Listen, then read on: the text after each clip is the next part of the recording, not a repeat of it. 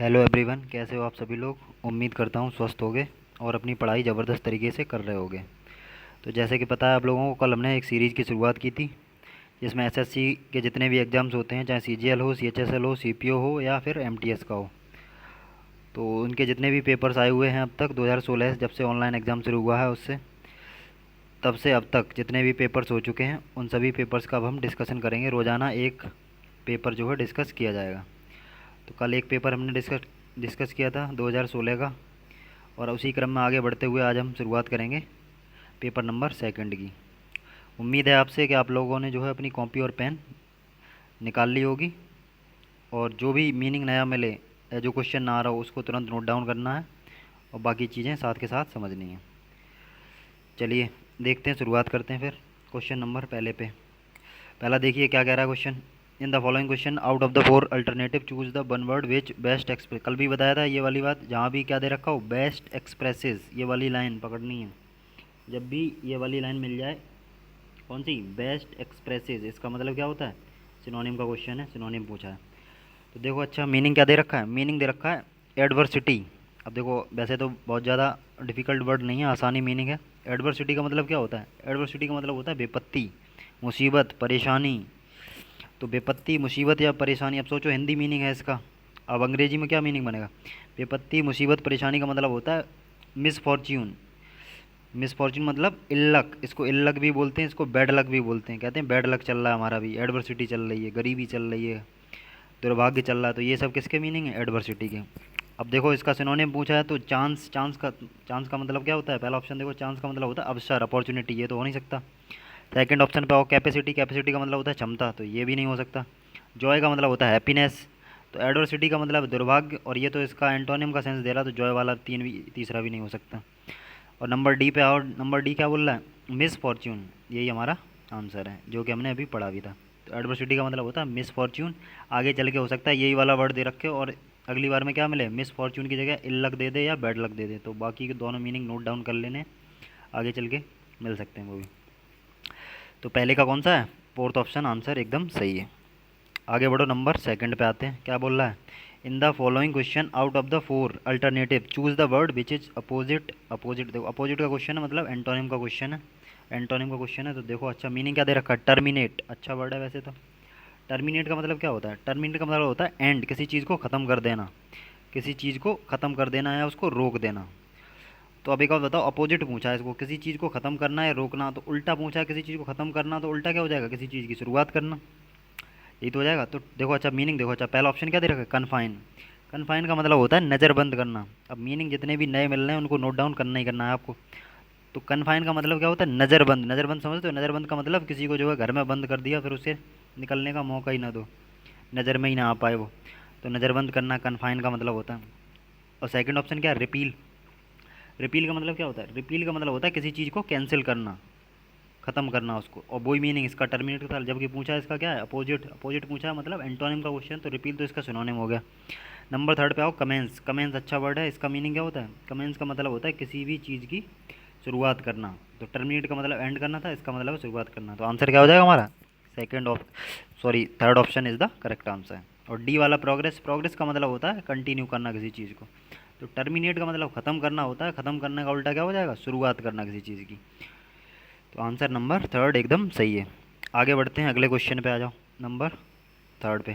Third number question में देखो क्या पूछ रहा है, choose the correctly spelled word. अब देखो करेक्टली स्पेल्ड वर्ड मतलब किसका क्वेश्चन है, ये स्पेलिंग का क्वेश्चन है, जिसमें क्या पूछी है, करेक्ट स्पेलिंग पूछी है। अब करेक्ट स्पेलिंग पूछी, देखिए चार चार ऑप्शन दे रखे हैं, हम स्पेलिंग चेक करनी है कौन सी स्पेलिंग एकदम सही है।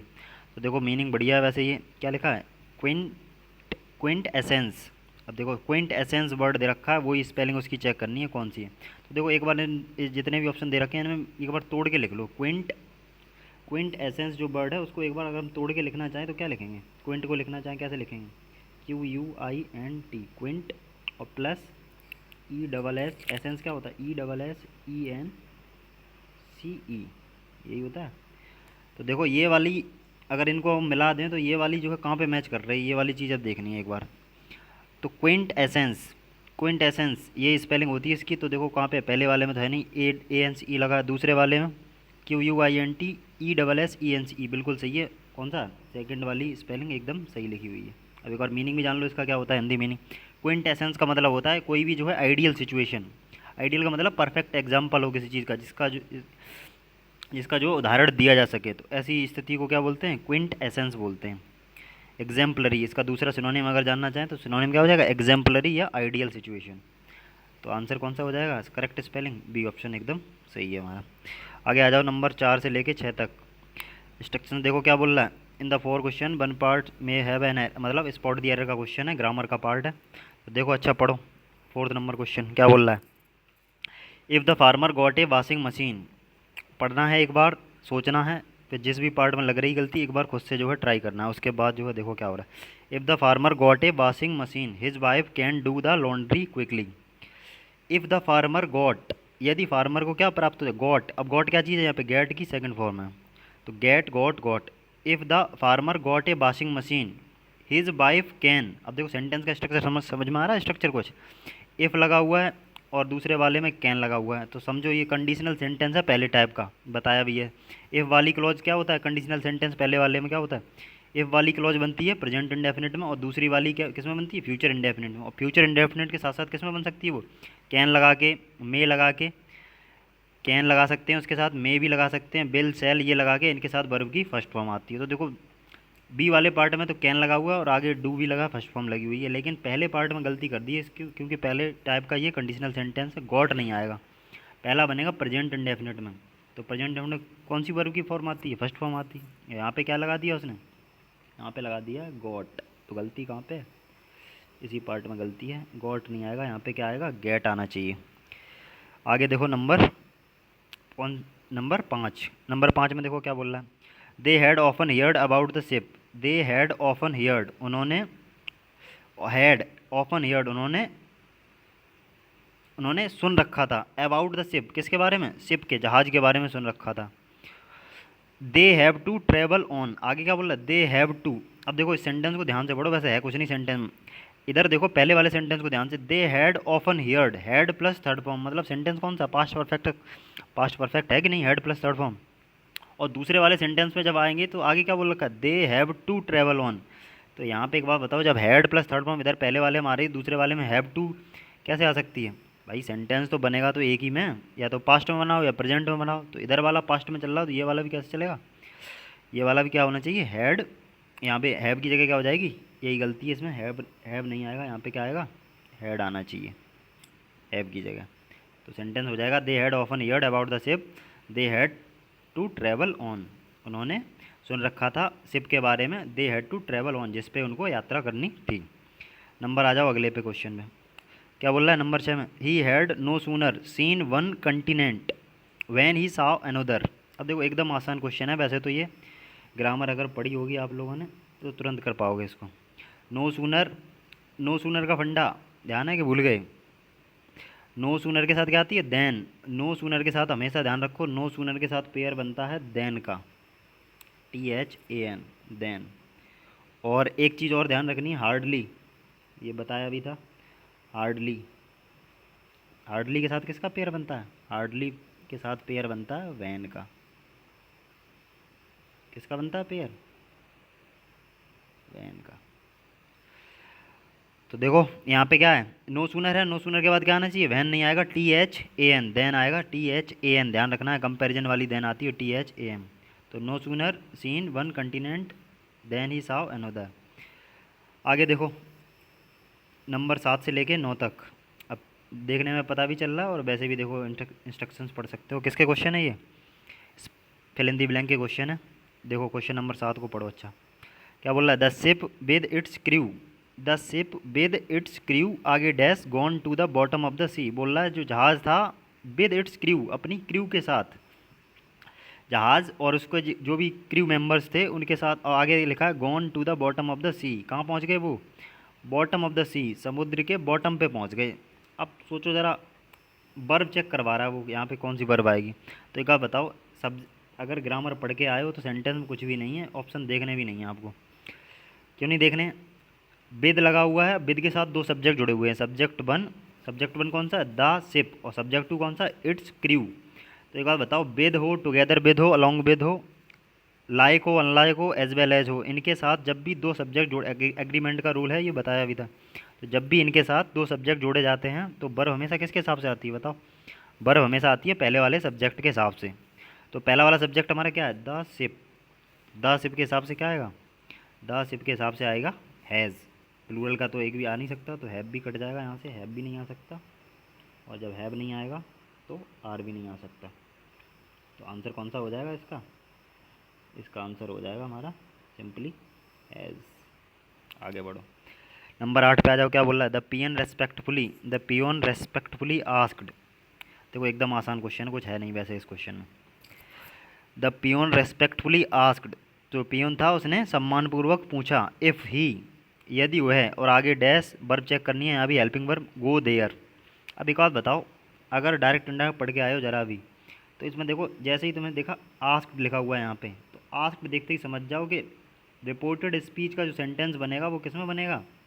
वो बनेगा, ध्यान रखना, पास्ट में बनेगा, क्योंकि यहाँ पे क्या आ रहा है? आस्क्ड। अब पास्ट में जब बनेगा तो रिपोर्टिंग बस रिपोर्टेड स्पीच की वर्ब देखनी है हमें, तो मे तो आ नहीं सकता, प्रेजेंट में आता, कैन भी प्रेजेंट में आता, विल भी प्रेजेंट में आता, तो आंसर एक ही सही बन सकता है इसका। कौन सा बनेगा? माइट। एकदम सही आंसर, एकदम आसान क्वेश्चन। आगे बढ़ जाओ, नंबर 9 में देखो क्या बोल रहा है? आई नो मैं जानता हूँ, आगे लिखा है certain that he has gone to England. देखो ये बढ़िया क्वेश्चन है, क्योंकि ये इसमें अगर फ्रेजल वर्ब पूछी है, इसमें अगर ये नहीं पता होगी तो नहीं कर पाओगे क्वेश्चन। तो एक चीज़ ध्यान रखनी है, हमेशा एक फ्रेजल वर्ब होती है, नोट कर लेना वैसे कॉपी पे। क्या होती है फ्रेजल वर्ब? फॉर सर्टेन, इसको याद ही कर लेना, फॉर सर्टेन। तो सर्टेन आगे लिखा ही हुआ है और बस उसके आगे प्रीपोजिशन और लगानी है, कौन सी वाली? फॉर। तो फॉर सर्टेन का मतलब भी ध्यान रखो, फॉर सर्टेन का मतलब होता है श्योरली, श्योरली या सर्टेनली, निश्चित रूप से। हिंदी में क्या बोलते हैं इसको? निश्चित रूप से। तो अब आंसर कौन सा हो जाएगा यहाँ पे? डी ऑप्शन हो जाएगा हमारा, फॉर। तो फॉर सर्टेन ध्यान रखना। तो हिंदी मीनिंग क्या बन जाएगा? आई नो फॉर सर्टेन, मैं निश्चित रूप से जानता हूँ, that he has gone to England, वो कहाँ गया है? इंग्लैंड गया हुआ है। तो फॉर सर्टेन आ जाएगा यहाँ पे, आंसर हो जाएगा डी ऑप्शन। अब आ जाओ अगले 10 से 12 तक क्वेश्चन देखो किसके? ईडियम और फ्रेज के क्वेश्चन है, आराम से देख के समझ जाओगे। देखो 10 नंबर क्वेश्चन में क्या बोल रहा है? ईडियम का क्वेश्चन है, क्या दे रखा है idiom? To eat humble pie. To eat, देखो ईडियम का मीनिंग तो उसी में छिपा हुआ होता है। ईट, ईट माने खाना, हम्बल, हम्बल का मतलब क्या होता है? हम्बल का मतलब दब्बू टाइप का, दबी हुई या दब्बू। पाई का मतलब होता है कचौड़ी। तो ईट माने खाना, हम्बल मीन्स दबी हुई, और यहाँ पे पाई का मतलब क्या निकलेगा? कचौड़ी। तो दबी हुई कचौड़ी खाना। अब दबी हुई कचौड़ी अगर कोई आदमी खा रहा है, कोई खाना चाहेगा बताओ? तो कोई दबी हुई कचौड़ी कोई खाना नहीं चाहता। दबी हुई कचौड़ी अगर खानी पड़ रही है, इसका मतलब है बेइज्जती, एक तरह से बेइज्जती झेलनी पड़ रही है उसको। क्या? ह्यूमिलिएट हो रहा है एक तरह से वो। तो देखो एकदम आसान जो है अब इसका बन जाएगा। अब ऑप्शन देखना है और समझना है कौन सा ऐसा सेंस दे रहा है। तो पहला वाला ऑप्शन क्या है बोल रहा है? टू ईट एन अनसेवरी पाई, तो ये तो हो नहीं सकता। To be serve food, food को सर्व करना, दैट इज़ रॉटन, जो खराब हो चुका है, ये भी नहीं होगा। सी ऑप्शन में क्या बोल रहा है? टू ईल्ड, ईल्ड का मतलब सरेंडर करना या झुक जाना। अंडर ह्यूमिलिएटिंग सरकमस्टांसेस, मतलब जो ह्यूमिलिएटिंग, बेइज्जती वाली या नीचा दिखाने वाली परिस्थितियाँ हैं उनके आगे झुक जाना। तो यही तो उसका मीनिंग निकल रहा था दबी हुई कचौड़ी खाने का। तो आंसर क्या हो जाएगा हमारा? सिंपली आंसर इसका क्या हो जाएगा? सी ऑप्शन एकदम सही आंसर है, डी वाला हो नहीं सकता। आगे आ जाओ नंबर 11 नंबर पे। ईडीएम का क्वेश्चन ये भी है, क्या बोल रहा है idiom? To end in smoke. End in smoke मतलब क्या है? एंड माने क्या होता है? ख़त्म हो जाना। इन स्मोक, स्मोक का मतलब होता है धुआं। तो कोई भी चीज़ अगर धुएं में ख़त्म हो रही है, इसका मतलब क्या है? उसमें आग भी नहीं लग पाई सही से। और अगर कोई चीज़ धुएं में ही ख़त्म हो गई, आग भी नहीं लग पाई, इसका मतलब वो पूरी तरीके से क्या हो गई? फेल। कैसी होगी? पूरी तरीके से ठप हो गई, पूरी तरीके से फेल हो गई। तो इसका आंसर क्या हो जाएगा? एकदम आसान है वैसे तो। आंसर कौन सा हो जाएगा? आंसर है इसका first option, to fail completely. Answer ये होता है इसका, to end in smoke. Number 12 पे आओ, क्या है? ईडीएम का क्वेश्चन है। और क्या दे रहा है ईडीएम में? To spill the beans. Spill, अब देखो मीनिंग जो भी आएगा नया मीनिंग वो याद करना ही करना है। मीनिंग जितने ज़्यादा याद होंगे अपने आप जो है आंसर तक पहुंच जाओगे। तो क्या दिया है? स्पिल, स्पिल का मतलब होता है बिखेरना, और बीन्स माने होती हैं सेम, सेम की फली। सेम मतलब सेम तो जानते हो सब्जी। तो स्पिल द बीन्स, स्पिल माने बिखेरना, बीन्स मतलब सेम को। तो सेम को बिखेरने का मतलब क्या है? जैसे हाथ में तुम्हारे सेम की फलियाँ हैं और मुट्ठी बंद करके चल रहे हैं, अब किसी को पता नहीं क्या चीज़ है हाथ में, तो ये बोल रहा है कि स्पिल कर देना, उनको बिखेर देना। अगर उनको बिखेर दिया सभी को पता चल जाएगा हाथ में क्या था। तो एक तरह से जो भी रहस्य था हमारे पास उसको हमने क्या कर दिया? उजागर कर दिया। तो स्पिल द बीन्स का मीनिंग भी क्या होता है? यही मीनिंग होता है इसका, रहस्य को उजागर कर देना। अब देखो ऐसा कौन सा ऑप्शन है इसका जो आंसर ये वाला दे रहा है?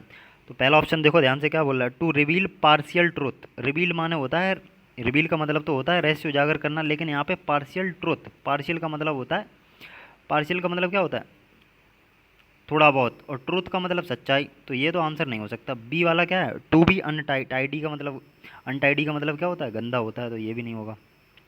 नंबर सी पे आओ, नंबर सी बोला टू रिवील ए सीक्रेट। देखो यही तो बताया था, अगर स्पिल कर रहे हो बीन्स को, अगर बिखेर रहे हो तो सीक्रेट जो भी था वो पता चल जाएगा। तो आंसर कौन सा हो जाएगा इस वाले का, इसका आंसर सिंपली का हो जाएगा टू रिवील है सीक्रेट। सी ऑप्शन इसका करेक्ट आंसर है। आगे देखो 13 से लेके 15 तक थोड़ा स्पीड में करेंगे अब क्वेश्चन, पैसेज भी करना है आज। और वैसे आप अगर ये लग रहा हो आपको स्पीड थोड़ी ज़्यादा है तो कम कर सकते हैं, यूट्यूब जो है ऑप्शन देता है कम करने का, और अगर लग रही है बहुत कम है स्पीड तो बढ़ा भी सकते हैं, अपने अकॉर्डिंग सेट कर लेना। देखो अच्छा 13 नंबर क्वेश्चन, कमिटिंग मर्डर इन रिवेंज। देखो बढ़िया क्वेश्चन है, कमिटिंग मर्डर, मर्डर को कमिट करना इन रिवेंज, रिवेंज मतलब क्या होता है, बदला। तो बदले में किसी दूसरे आदमी का मर्डर कर देना। देखो अब समझो इस बात को क्या है, मतलब बदला लेना मर्डर के बदले किसी आदमी का मर्डर करके। जैसे मान लो किसी आदमी ने जो है किसी रिलेटिव, किसी के रिलेटिव का मर्डर कर दिया, तो वो भी जाके उसका मर्डर कर दें, तो इस चीज़ को वन वर्ड में क्या बोलते हैं, ये चीज़ पूछ रहा है। तो देखो ज़रा ध्यान से, पहला वर्ड क्या है, मसैकर। अब मीनिंग पता होंगे, और वैसे भी हर एक जो है ऑप्शन बता के चल रहे हैं, तो ये जितने भी ऑप्शन नहीं आ रहे हैं, क्वेश्चन करने का मतलब ये नहीं है केवल हमें जो आंसर है उसका वही मिल जाए बस आगे बढ़ गए। एक क्वेश्चन जो है कायदे में 4 क्वेश्चन करवाता है साइड में अपने, क्योंकि उसके ऑप्शन जो है वो भी तो आगे क्वेश्चन किसी ना किसी क्वेश्चन में मिलेंगे कि नहीं मिलेंगे। तो कमिटिंग ए मर्डर इन रिवेंज, तो इसका मसैकर का मीनिंग देखो क्या होता है, मसैकर का मतलब होता है नरसंहार, बड़े पैमाने पे लोगों की हत्या करना। To murder a lot of people at the same time, massacre का मीनिंग क्या होता है, एक ही टाइम पे कई लोगों की हत्या कर देना, उसको बोलते हैं नरसंहार हिंदी में। तो ये तो हो नहीं सकता। बैंडेटा, बी ऑप्शन क्या है, बैंडेटा। बैंडेटा का मतलब होता है, बिल्कुल आंसर यही सही है, बैंडेटा का मतलब होता है प्रतिशोध या बदला। अब वही तो पूछ रहा है, मर्डर करना रिवेंज, बदले में किसी दूसरे आदमी का मर्डर कर देना, तो बैंडेटा हो जाएगा।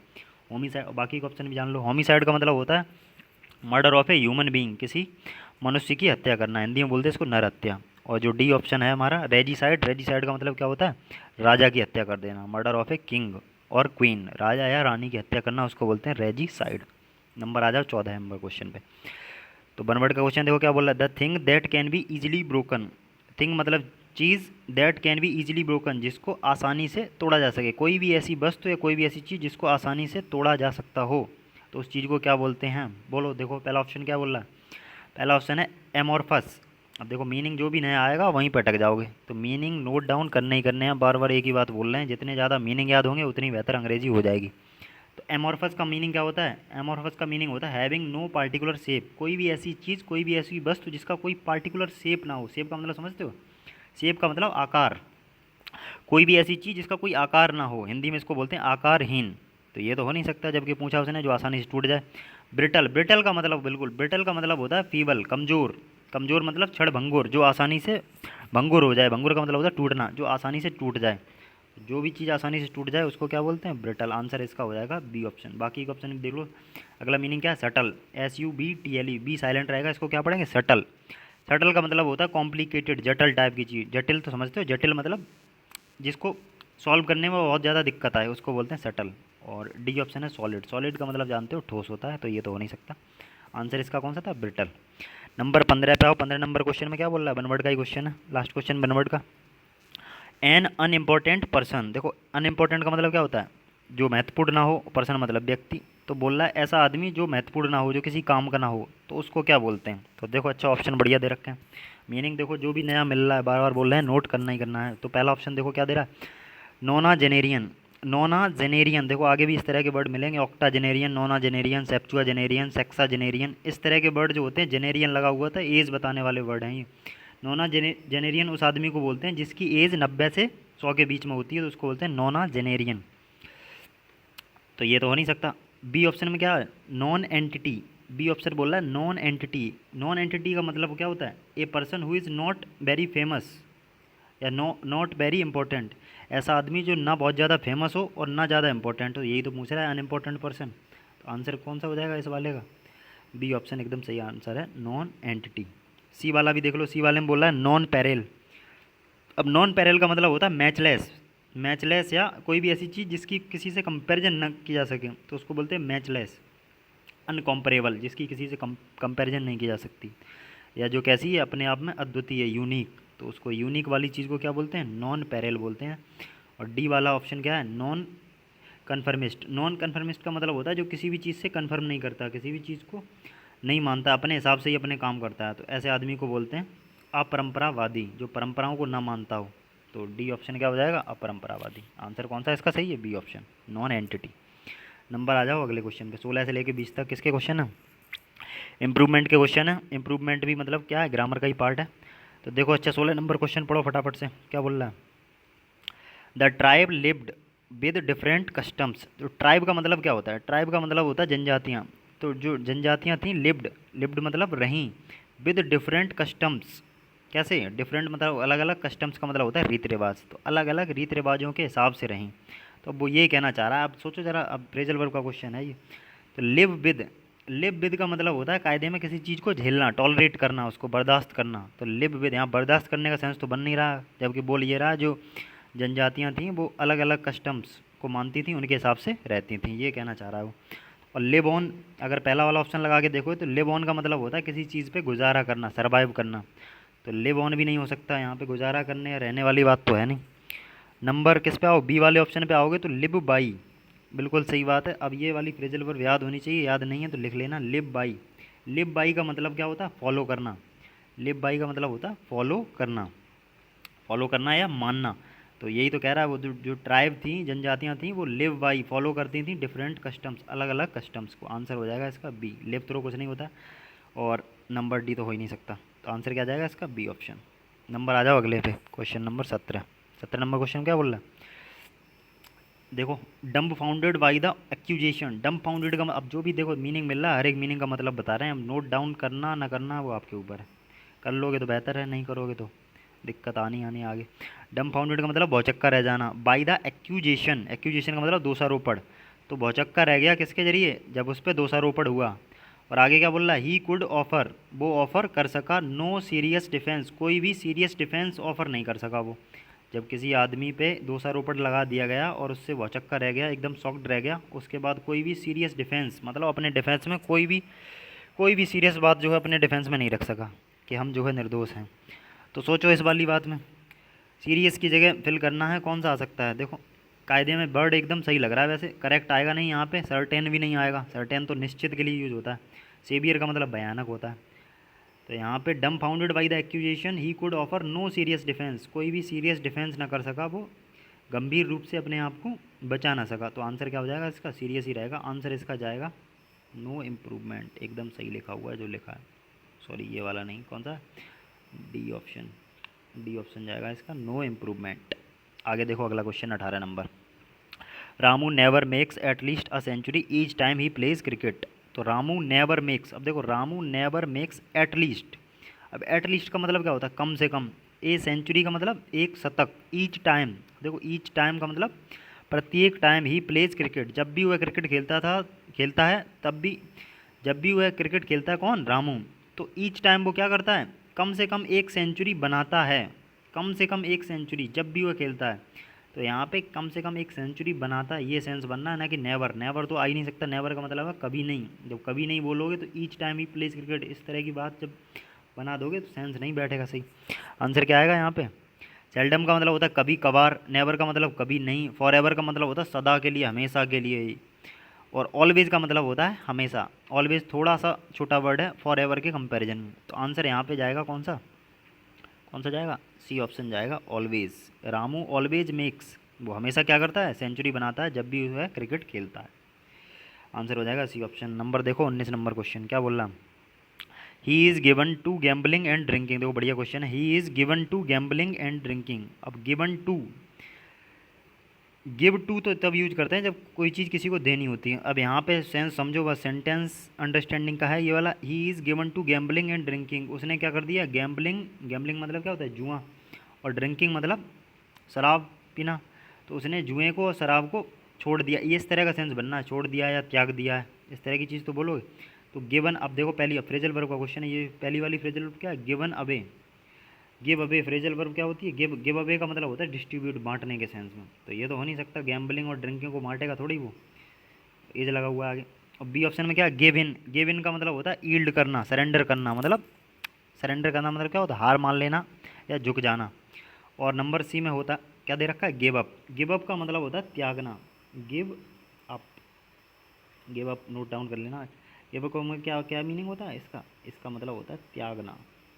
तो एक बात बताओ, उसने ड्रिंकिंग को और गैम्बलिंग को, जुए को, शराब को त्याग दिया, यही तो बात बोलोगे। तो आंसर कौन सा हो जाएगा सही हमारा, गिव इन। बी ऑप्शन एकदम सही आंसर है इसका, बी ऑप्शन जाएगा। नंबर आ जाओ 20 नंबर क्वेश्चन पे, क्या बोल रहा है, I would soon walk than stand in the cold waiting for the bus. वो ये कहना चाह रहा है I would soon walk than. अब एक बात समझो, देखो जैसे ही देन दिखा वैसे ही दो ऑप्शन तुरंत काट सकते हो। जैसे ही देन देखा सेंटेंस में, कौन से ऑप्शन काट सकते हो, एक तो जो उसमें लगा हुआ ऑलरेडी सून अंडरलाइन है, वो तो आ ही नहीं सकता कैसे भी करके, क्योंकि देन लगा है। तो क्या समझ में आई बात, देन लगा है तो डिग्री कौन सी आएगी, कल भी बताई थी बात, डिग्री हमेशा कौन सी आती है देन के साथ, कंपैरेटिव डिग्री बनेगी। तो सून तो आ नहीं सकता। अब इसमें दो ही ऑप्शन केवल सही, और पहला वाला ऑप्शन भी नहीं आ सकता, तो पहला और जो लिखा हुआ है वो दोनों तुरंत काट दो। तो बी और सी में से ही एक आंसर होगा। तो सोचो कौन सा होगा, आई वुड वॉक देन। अब वॉक की बात चल रही है तो वॉक के लिए क्या लगाओगे, लॉन्गर लगाओगे, सूनर लगाओगे, और आगे than stand in the cold waiting, waiting की भी बात चल रही है। तो वेटिंग, जब वेटिंग की बात चल रही है, बस क्या बोल रहा है, आई वुड सूनर, यहाँ पे सही सेंस बनेगा, लॉन्गर का नहीं बनेगा, किसका बनेगा सेंस, सूनर का। आई वुड सूनर वॉक, मैं जल्दी ही क्या कर जाऊँगा, वॉक कर जाऊँगा, देन स्टैंड, किसकी बजाय, खड़े रहने की बजाय। तो मैं खड़े रहने की बजाय जल्दी ही चला जाऊँगा इन the cold waiting, waiting for the बस, बस का वेट करते हुए। तो बोल रहा है बस का वेट उस पर नहीं होगा, वो जल्दी ही चला जाएगा खड़े रहने की बजाय। तो आंसर क्या कौन सा हो जाएगा हमारा, सी ऑप्शन एकदम सही आंसर है। तो 20 क्वेश्चन पहले से लेके 20 तक क्वेश्चन हो गए। ये ग्रामर और वोकेबलरी के क्वेश्चन थे। आज देखो पैसेज भी देखते हैं हम, 21 से 25 तक पैसेज का क्वेश्चन है। 5 क्वेश्चन आते थे पहले पैसेज के, अब पैसेज की जगह क्या आता है, क्लोज टेस्ट आता है आजकल। तो देखो अच्छा पैसेज, अब पैसेज देखो दो ही तरीके से कर सकते हो, या तो जो है डायरेक्ट जो क्वेश्चन पढ़ो उसका, और जो है क्वेश्चन पढ़ के फिर समझो जो है क्या क्वेश्चन क्या पूछ रहा है, और फिर उसमें जो है ढूंढो कहाँ पे इस तरह की कोई बात की गई है। और सबसे बढ़िया तरीका वैसे पैसेज करने का ये है कि एक बार में लास्ट तक स्पीड में, जितनी स्पीड में कर सकते हो, लास्ट पहले से लेके लास्ट तक जो है पूरा पैसेज पढ़ जाओ, और उसको हिंदी में कन्वर्ट भी करते जाओ साथ साथ। चलो देखो अच्छा पढ़ो क्या बोल रहा है, द स्ट्रेंजर एग्रीड। स्ट्रेंजर मतलब अजनबी। अब देखो अंग्रेज पैसेज में जितनी जल्दी अंग्रेजी को कन्वर्ट कर लोगे हिंदी में उतनी जल्दी आसानी, पूरा अंडरस्टैंडिंग का गेम है पैसेज वाला। जितनी जल्दी अंडरस्टैंड कर लिया उतनी जल्दी जो है क्वेश्चन इसके सॉल्व कर लोगे। तो स्ट्रेंजर एग्रीड, स्ट्रेंजर मतलब अजनबी, एग्रीड मतलब सहमत हुआ, टू ज्वाइन मतलब ज्वाइन करने के लिए, रॉबिन्स, रॉबिन्स बैंड। अब रॉबिन तो दिख रहा है आदमी का नाम, तो स्ट्रेंजर जो अजनबी था वो एग्री कर गया ज्वाइन करने के लिए रॉबिन्स बैंड, रॉबिन के बैंड को, ओनली ऑन वन कंडीशन, केवल एक कंडीशन पे। तो उसने कंडीशन लगा दी कोई ना कोई, एक कंडीशन पे ज्वाइन करने के लिए तैयार हो गया। अब क्या है आगे पढ़ो, ही वांटेड, वह चाहता था, टू ज्वाइन ए कॉम्पिटिशन, एक कंपटीशन को ज्वाइन करना।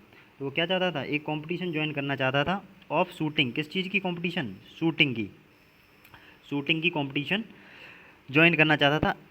Arrows with robin, shooting arrows मतलब तीर चलाने की, एरो मतलब क्या होता है, तीर या बाढ़, तो बाढ़ चलाने की जो कंपटीशन थी वो रॉबिन के साथ ज्वाइन करना चाहता था। मतलब रॉबिन के बैंड में ज्वाइन होने की शर्त रख दी उसने कि हम तुम्हारे बैंड में तभी ज्वाइन होंगे जब तुम मेरे साथ एक कंपटीशन करोगे जिसमें बाढ़ चलाए जाएंगे, निशाना लगाया जाएगा। तो देखो उसमें आगे पढ़ो क्या बोल रहा है, इफ़ ही वॉज डिफीटेड, यदि उसको हरा दिया जाता, इफ़ ही वॉज डिफीटेड, यदि उसको हरा दिया जाता, इन दैट कॉम्पिटिशन, उस कॉम्पिटिशन में, ही वुड ग्लैडली, तो वो क्या करेगा, ग्लैडली का मतलब होता है खुशीपूर्वक, तो वह खुशीपूर्वक ज्वाइन कर लेगा रॉबिन को, रॉबिन को एंड हिज मैन, और उसके लोगों को, मतलब उसके लोगों का जो बैंड है उनको, और रॉबिन को। कब ज्वाइन कर लेगा वो स्ट्रेंजर आदमी, जब वो क्या करेगा, इफ़ ही वॉज डिफीट, जब उसको हरा दिया जाता है, पैसेज में है, पैसिव वॉइस में है क्वेश्चन, ध्यान से पढ़ो, ही वॉज डिफीटेड, तो जब उसको हरा दिया जाता है, मतलब अजनबी आदमी अगर हार गया तो रॉबिन के कंपटीशन को, सॉरी रॉबिन के बैंड को ज्वाइन कर लेगा। आगे पढ़ो क्या बोल रहा है, सून अरेंजमेंट, सून का मतलब शीघ्र ही, अरेंजमेंट, अरेंजमेंट का मतलब क्या है, व्यवस्थाएं, फॉर द कंपटीशन, कंपटीशन की व्यवस्थाएं, वॉज मेड, कर दी गई। तो जल्दी क्या हुआ, जब उसने कंपटीशन की बात रख दी तो फिर जल्दी उसकी व्यवस्था कर दी गई कंपटीशन की। रॉबिन्स मैन, रॉबिन के आदमी, कार्व्ड बुल्स आई, उन्होंने क्या कर दिया, carved bulls I on the trunk of a tree. Trunk of a tree का मतलब होता है, ट्री माने जानते हो पेड़, ट्रंक का मतलब होता है शाखा, शाखा मतलब ऐसे बोल सकते हो तना, जो तना होता है पेड़ का उसको ट्रंक बोलते हैं।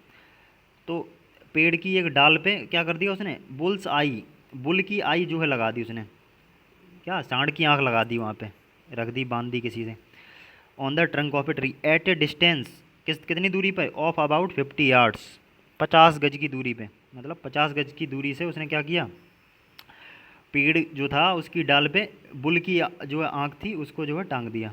टेकिंग आउट, आगे पढ़ो, taking out his bow and arrow, अब टेकिंग आउट मतलब ले करके, हिज बो एंड एरो, बो मतलब धनुष, एरो मतलब बाढ़, तो धनुष और बाढ़ लेकर के द मैन जो आदमी था, केयरफुली शॉट, केयरफुली का मतलब सावधानी पूर्वक, शॉट का मतलब निशाना लगाया, एन एरो एक बाढ़ का निशाना लगाया, विच, विच माने जो, स्ट्रक, स्ट्रक का मतलब क्या है, struck right into the centre of the bull's eye, जो कहाँ पे लग गया जाके, struck right into the centre, right into the सीधा, राइट मतलब सीधा, into the centre of the bull's eye, bull's मतलब जो सांड की जो आँख थी सीधा उसी में जाके लग गया, क्या लग गया, एरो, जो उसने निशाना लगाया उस आदमी ने, स्ट्रेंजर अजनबी जो आदमी था उसने निशाना लगाया और सीधा आँख में ही जाके लग गया जाके। तो आगे देखो पढ़ो क्या हुआ फिर।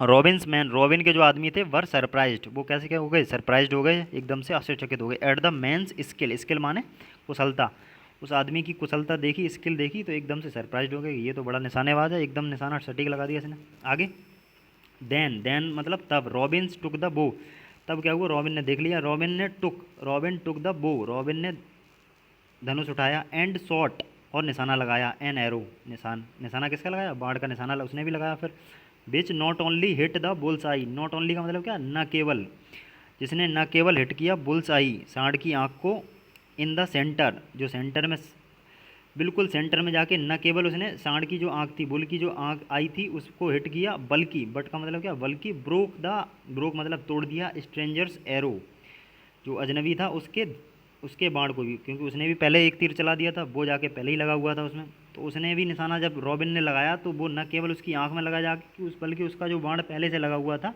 उसको भी बीच में से, देखो इन द मिडल आगे लिखा है, बीच में से उसको तोड़ता हुआ वो भी आंख में लगा जाके रॉबिन का निशाना।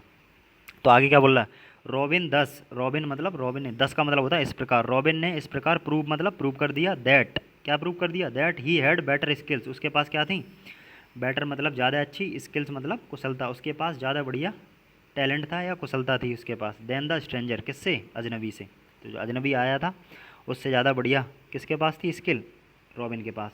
आगे बढ़ो क्या बोल रहा है, द स्ट्रेंजर वाज अमेज्ड, जो अजनबी आदमी था, अमेज्ड मतलब भौचक्का रह गया, टू सी दिस इस चीज़ को देख करके, एंड सेड और कहा, क्या कहा, आई हैव नेवर सीन मैंने कभी नहीं देखा, सच ए स्किल इस तरह की स्किल, स्किल का मतलब निपुणता या कुशलता, इन ऑल माई लाइफ मेरे पूरे जीवन में, it will be a pleasure यह क्या होगा, एक खुशी की बात होगी, फॉर मी मेरे लिए, टू जॉइन यू यह मेरे लिए बड़े खुशी की बात होगी, टू जॉइन यू तुम्हें ज्वाइन करना, एंड योर मैन और तुम्हारे लोगों को, मतलब अब वो मान गया कि वाकई में अगर मैं तुम्हारे लोगों को और तुम्हें ज्वाइन कर लेता हूँ तुम्हारे बैंड को तो ये मेरे लिए कैसी बात होगी, प्लेजर बड़ी खुशी की बात होगी।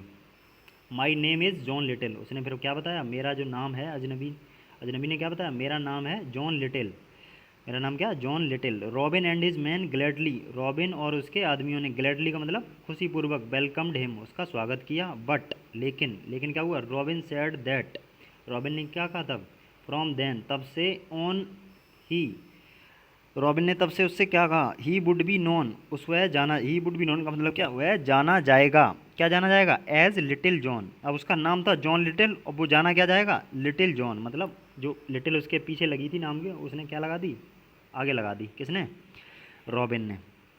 तो ये था पैसेज हमारा, अब देखो समझ में आ गया किस चीज़ के बारे में था।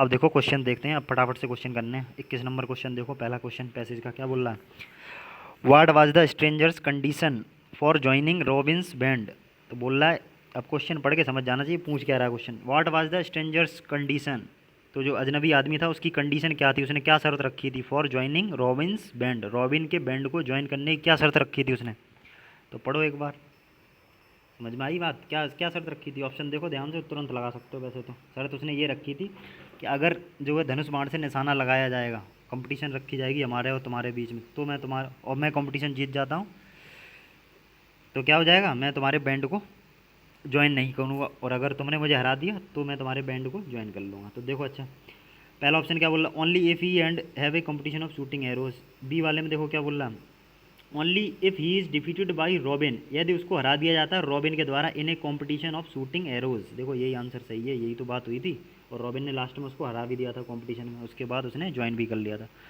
बी वाला आंसर एकदम सही है इस वाले का, 21 नंबर क्वेश्चन। वैसे पूरा पैसेज पढ़ चुके हो, आसानी से कर सकते हो। नंबर आ जाओ, 21 क्वेश्चन हो गया। 21 के बाद आते हैं 22 नंबर क्वेश्चन पे। पढ़ो क्या बोल रहा है। What did Robin's man do. तो what did Robin's man do का मतलब क्या है, रॉबिन के आदमियों ने क्या किया। तो रॉबिन के आदमियों ने क्या किया था, जब रॉबिन ने उनसे क्या कहा था, जब अजनबी आदमी आया रॉबिन के पास, उसने कहा कि कंपटीशन करनी है हमें तुमसे, तो रॉबिन ने फिर आदेश दिया अपने आदमियों को, क्या कहा था उसने, दे रिफ्यूज्ड, उन्होंने मना कर दिया, to let the strange prove, stranger अजनबी को मना कर दिया प्रूव करने को, तो ये तो था नहीं। They send the stranger away, अजनबी को भगा दिया, ये भी नहीं हुआ। दे मेड अरेंजमेंट, उन्होंने क्या किया था, अरेंजमेंट किया था कंपटीशन का।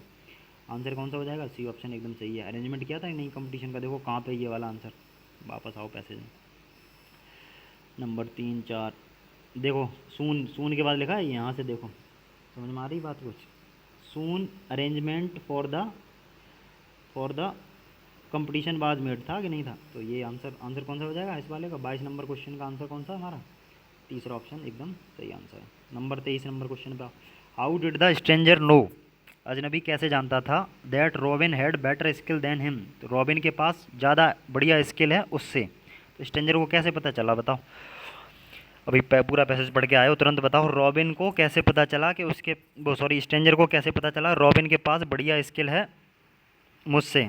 तो कब पता चला था, जब उसने निशाना लगाया, तो उसने बुल की जो है आंख में निशाना लगाया एकदम सटीक।